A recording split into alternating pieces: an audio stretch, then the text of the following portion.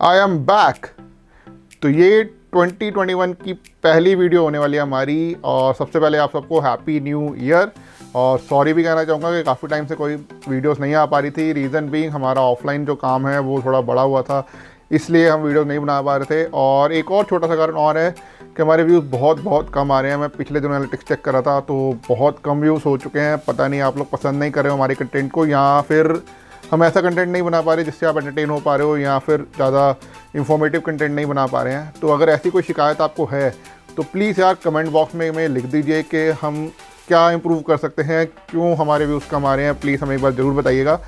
और बट हम अपनी मेहनत करनी नहीं छोड़ेंगे और हम लगातार मेहनत करते रहेंगे। जब तक आपको हमारा कंटेंट पसंद नहीं आएगा हम अपनी मेहनत बढ़ाते रहेंगे। और इसीलिए आज की वीडियो शुरू कर रहे हैं। और आज मैं आपसे बात करने वाला हूँ Mi 10i के बारे में, जो कंपनी ने कल लॉन्च किया है Xiaomi ने। और उसके बारे में आज मैं बहुत बड़ी चीज़ें नहीं बताऊँगा, सारी इन्फॉर्मेशन आपको हर जगह मिल जाएगी लिखी हुई, और वीडियोज़ आपने देख ली होंगी। मैं आपको बताऊँगा मुझे उसमें क्या चीज़ें अच्छी लगी, क्या चीज़ें बुरी लगी, बस। और अपना रिव्यू देंगे कि आपको लेना चाहिए या नहीं लेना चाहिए। तो शुरू करते हैं आज की वीडियो को। मैं हूं चरणजीत सिंह, आप देख रहे हैं पाजी दा रिव्यू। Let's get started.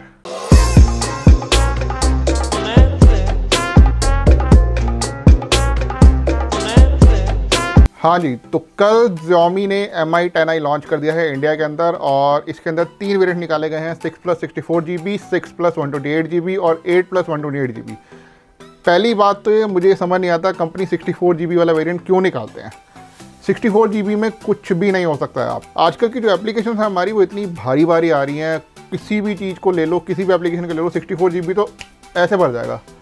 तो 128GB फिर भी ठीक है, और 256GB भी निकालना चाहिए कंपनी को, ये मेरा मानना है।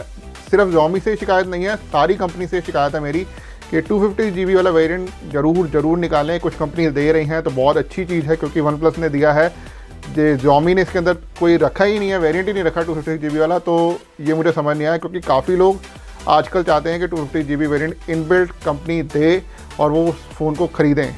तो कुछ लोग तो ये सोच के नहीं लेंगे क्योंकि 128GB तक ही है। क्योंकि मेरी अगर सोच है तो मैं नहीं लूँगा ये फ़ोन, क्योंकि 128GB तक ही ये दे रहे हैं। और एक्सपैंड मैं कर सकता हूँ, बट मुझे 2 सिम भी यूज़ करनी है, तो कैसे करूँगा। खैर छोड़िए ऐसी बातों को। मैं आज आपको इतनी बड़ी इसके बारे में कोई डिटेल नहीं बताने वाला हूँ। अगर आप डिटेल पढ़ना चाहते हैं तो मैं साइड पे पिक्चर डाल रहा हूँ, यहाँ पे वीडियो को आप स्टॉप कर सकते हो और सारा डिटेल पढ़ सकते हो इस फ़ोन के बारे में। मैं आपको बताने वाला हूँ इस फ़ोन की अच्छी चीज़ें जो मुझे पसंद आई पर्सनली, और जो आप कंसिडर कर सकते हो। तो चलिए सबसे पहली चीज़ पे चलते हैं। सबसे पहली जो अच्छी चीज़ मुझे इस फ़ोन में लगी वो है 108 मेगापिक्सल का कैमरा। 108 मेगापिक्सल का camera is a highlight of this phone. और इस फ़ोन की पिक्चर क्वालिटी बहुत अच्छी है। कोई पिक्चर आपकी पिक्सलेट नहीं होने वाली है, कोई फटेगी नहीं पिक्चर, आप जितना मर्जी उसको जूम कर सकते हो। इस फ़ोन में एक और अच्छी चीज़ है कि इसके अंदर एक वीडियो में इन्होंने एक सॉफ्टवेयर दिया है जिससे आप अपने क्लोन वीडियोस क्रिएट कर सकते हैं, मतलब आप अपना क्लोन क्रिएट कर सकते हैं। और इनबिल्ट कैमरा में ये एक फ़ीचर दिया गया है, तो ये भी काफ़ी लोग यूज़ कर सकते हैं, काफ़ी अच्छा फीचर है। तो इसी के साथ इसमें एक और अच्छी चीज़ है, इसका रिफ्रेश रेट 120 हर्ट्ज़ का रिफ्रेश रेट इस फ़ोन में आपको मिलेगा। और इसी में एक और ख़ास बात है कि अडेप्टिव रिफ्रेश रेट भी इसमें आपको देखने को मिलेगा।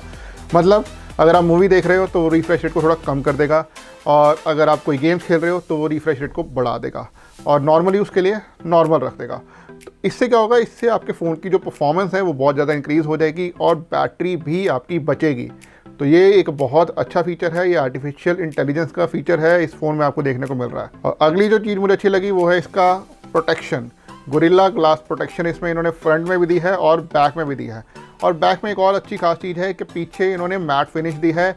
इससे क्या होगा कि आपकी कोई उंगलियों के निशान उस पर लगेंगे नहीं और आपको बार बार फ़ोन साफ़ करने की ज़रूरत नहीं पड़ेगी। तो ये काफ़ी अच्छी चीज़ है प्रोटेक्शन के मामले में। फ़ोन अच्छा है, गिरेगा तो टूटेगा नहीं जल्दी। इसके बाद एक और अच्छी चीज़ की बात करूँ तो इसमें स्नैपड्रैगन 750G दिया गया है। 5G फ़ोन है, 5G सपोर्टेबल है। आज की डेट में सबको 5G फ़ोन चाहिए, तो बहुत अच्छी चीज़ है। पर एक चीज़ इसके अंदर मैं आपको बताना चाहूँगा कि 5G जो सपोर्ट है ये सिर्फ फर्स्ट सिम के साथ ही आपको मिलेगी, मतलब सिम 1 के साथ ही मिलेगा। सिम 2 के साथ आपको 5G सपोर्ट नहीं मिलता है। ये चीज़ें आपको बहुत से लोग नहीं बताते हैं, बट मैं आपको बता रहा हूँ। एक और अच्छी चीज़ जो मुझे इस फ़ोन में लगी वो है इसका साइड फिंगरप्रिंट सेंसर, कि जहाँ पे इसका लॉक अनलॉक का बटन है वहीं पे फिंगरप्रिंट सेंसर दिया गया है। ये बहुत ज़्यादा कन्वीनियंट हो जाता है यूज़ करने के लिए, क्योंकि बार बार आपको जो वहीं पर आपको प्रेस करना पड़ेगा और थंब इम्प्रेशन से आपका फ़ोन खुल जाएगा। तो बहुत अच्छी चीज़ है। एक और अच्छी चीज़ इसमें यह है कि इसके अंदर आपको 3.5 mm का जैक मिलेगा। तो एक और जिसमें अच्छी बात है वो है इसकी 4820 mAh की बैटरी, और इसी के साथ साथ इसका जो चार्जर है वो भी फास्ट चार्जिंग है 33 वॉट्स का, और इसमें कंपनी क्लेम करी है कि 0 to 100 या 58 मिनट्स में कर देगा। तो अब बात करते हैं कुछ बुरी बातों की। जो बुरी बात इसमें मुझे लगी है, इसका जो पीछे का जो सर्कुलर डिज़ाइन है वो मुझे बिल्कुल पसंद नहीं आया। मुझे थोड़ा सा स्क्वायर या रेक्टेंगल में कुछ हो तो बहुत अच्छा लगता है, वो मेरी चॉइस है पर्सनल।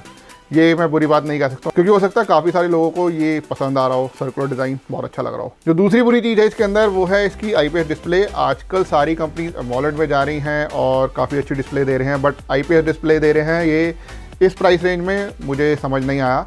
तो एमोलेड दे सकते थे बट नहीं है, बट इतना ज़्यादा फ़र्क नहीं पता लगता है आँखों को, बट टेक्निकल अगर देखें तो हमें पता लग रहा है कि IPS डिस्प्ले या एमोलेड डिस्प्ले में बहुत ज़्यादा फ़र्क होता है। एक और चीज़ जो मुझे अच्छी नहीं लगी वो है कि इसके अंदर आपका जो 256 GB वाला वेरिएंट नहीं दिया गया है।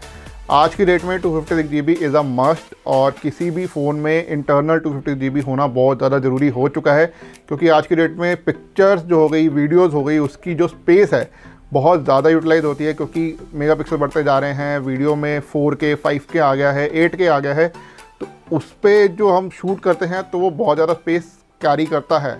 तो उस वजह से 64 GB तो बिल्कुल भी समझ नहीं आता मुझे किसी भी तरह से कि 64 GB क्यों किसी फ़ोन में दे रहे हैं। 128 GB फिर भी ठीक है, बट 256 GB भी होना बहुत ज़रूरी होता है। ये कंपनी से मेरी शिकायत है कि 256 GB की स्टोरेज भी कंपनी को देनी चाहिए हर फ़ोन के अंदर। और एक और बुरी चीज़ मुझे इसमें ये लगी कि इसमें सिर्फ 16 मेगापिक्सल का फ्रंट कैमरा दिया गया है, जबकि और काफ़ी सारी कंपनीज इसी प्राइस रेंज में 32 मेगापिक्सल तक भी दे रही हैं। बट इस प्राइस रेंज में ये जो फीचर्स हैं बहुत अच्छे हैं मुझे लगता है। तो चलिए बात कर लेते हैं एक बार प्राइस की। जो 6+64 GB वाला वेरिएंट है ये 21,000 का आ रहा है। 6+128 GB वाला वेरिएंट है ये 22,000 का आ रहा है, और जो 8+128 GB वाला वेरिएंट है ये है आपका 24,000 रुपीज़ का। तो अगर मैं प्राइस की बात करूं, प्राइस के हिसाब से, फीचर्स के हिसाब से फ़ोन बहुत अच्छा है। इस प्राइस रेंज में आपको 108 मेगापिक्सल कैमरा फ़ोन नहीं मिलेगा, ये इसकी खासियत है। 5G आजकल फ़ोन सारे लॉन्च हो गए हैं तो सब 5G दे रहे हैं, और इस प्राइस रेंज में 5G phone with 108 megapixel camera,